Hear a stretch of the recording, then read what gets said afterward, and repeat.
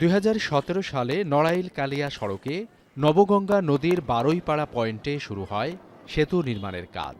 মাত্র 1 বছরে কাজ শেষ হওয়ার কথা থাকলেও 8 বছরেও আলোর মুখ দেখেনি।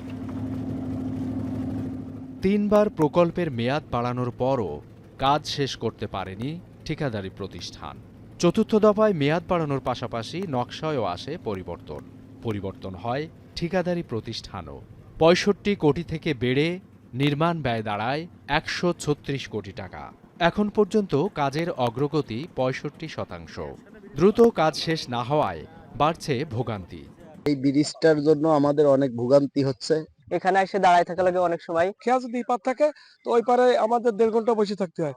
এরই মধ্যে নদীর 2 তীরবর্তী অংশের সংযোগ সড়ক সহ 11টি পিলার ও স্প্যান বসানোর কাজ শেষ হয়েছে। তবে এর মধ্যবর্তী অংশের 3টি পিলার ও 3টি স্টিল স্প্যান বসানোর কাজ এখনও বাকি। সবশেষ বেঁধে দেয়া সময়ের মধ্যে সেতুর নির্মাণ কাজ শেষ করার দাবি এলাকাবাসীর। ব্রিজের কাজ তো তেমন কোনো কিছুই হয় নাই।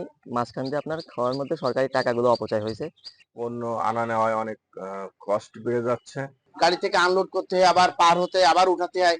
এটা চরম একটা দুর্ভোগ। যত দূরত্ব মানে ব্রিজ দেওয়া হয় তত মানে জনগণ মানে খুশি। চলতি বছরের জুনে সেতুটির নির্মাণ কাজ শেষ হওয়ার কথা বলছেন সড়ক ও জনপথ বিভাগের প্রকৌশলী। আগামী 2-3 মাসের ভিতর দৃশ্যমান অগ্রগতি হবে এবং যে বাকি কাজটুকু থাকবে 30 জুন 2026-এর ভিতরে সম্পন্ন হবে। নড়াইলের কালিয়ায় নবগঙ্গা নদীটি নড়াইল সদর এবং কালিয়া উপজেলাকে বিচ্ছিন্ন করে রেখেছে। সেতু নির্মাণ হলে বিভাগীয় শহর খুলনা সহ গোপালগঞ্জ, যশোর ও সাতক্ষীরার সঙ্গে সড়ক যোগাযোগ সহজ হবে। বাড়বে বেনাপোল ও ভোমরা স্থলবন্দরে পণ্য পরিবহনের সুবিধা।